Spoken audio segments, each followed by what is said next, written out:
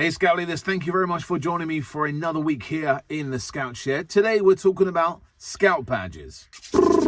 It is freezing in the Scout Shed today, so excuse me as I do this vlog in my coat, but it is so cold. Something I like to do at the end of the year is just to recap over what we've done in scouting and look through the badges and also get the badge box out, see what we need to order. Do we need any more district badges, county badges, woggles, that kind of thing. And look, what have I found? Because I found so many badges that we don't need.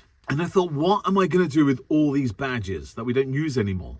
I'm not talking about name tags or world membership badges. I'm talking about badges that are not in use anymore. Don't know if you noticed that over time badges get updated, they get rechanged, they get rebranded, and badges get sponsored by different companies. They change over term to term, and you go to award those badges and you've noticed that half of those badges are sponsored by a different company compared to the new badges. And I'm talking about, what do you do with those old badges instead of just throwing them away? Honestly, I don't know how many's in here, maybe 100 badges that are old, they're outdated, and it seems a shame just to put them in the skip. I've come up with 6 ideas how you can reuse those Scout badges without throwing them away. And the first thing is, do a badge swap club. I've done it for so many years at Reunion. We go to the badge swap bit up on Essex Chase, either swap badges at other Scout leaders, buy and sell those badges, swap those badges. I've got a nice collection here, some first aid vintage badges from America. I'm gonna try and do it in my district. We did it at the Bush Scout Moot recently.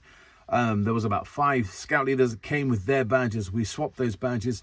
No money is exchanged, it's just swap badge for badge. So that's one idea you can do, badge swapping. You can still award those badges. Yeah, they might be old, but they're still relevant, they're still there. And just because there's a new badge that's come out in the Scout shop doesn't mean that you have to give that badge. So if you have 20 creative badges, the creative badge is still valuable, it's still there.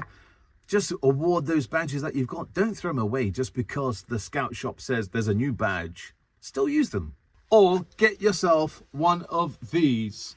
It's a badge blanket, yeah? Oh, we got some Wallace and Gromit stuff going on there. Love these ones. Get your young people to make their own camp blanket, yeah? So we don't award those badges to be put on the uniform. We give those badges to collect, yeah? So you have things that bring back memories. Randomly picking some badges. That's not a uniform badge. That's a badge from Madeira. My wife's from Madeira. What else we got? We got the Scout badge, Christmas badge. There's one. New one that's coming out. These Christmas jumper badges. So you can add those badges to your camp blanket badge and then get those old badges onto it. So we add, there's a creative badge. What else have we got? Outdoor badge, environmental badge. Maybe the Scouts are in the old patrol and they add the patrol badge to their camp blanket. Yeah?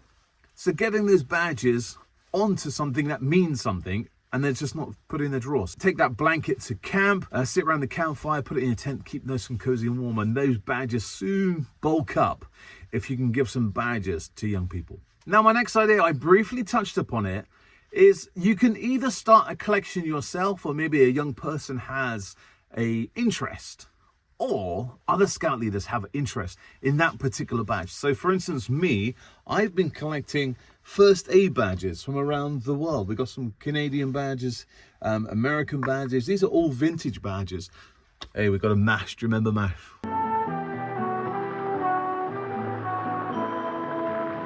Love that TV program. So I've been collecting these first aid badges around the world, and maybe you can do that too. If you have an interest maybe in sport, collect badges that have a sport theme around to it. So, you know, it might have a football on it, or if you go to Canada, look for an ice hockey badge. Start a hobby collecting badges that are relevant and have an interest for you. There are lots of buyers out there. So maybe people who have memories of being in scouting as a young person. They're not in scouting now as an adult, but they see those badges on some secondhand website, shall we say, that sparks those memories. Go, actually, I used to have that brownie badge when I was a girl, when I was in Brownies or Girl Guide. I had that when I was in Beavers and Cubs, and they collect those for those memories. So I know a lot of badges go on the secondhand market websites.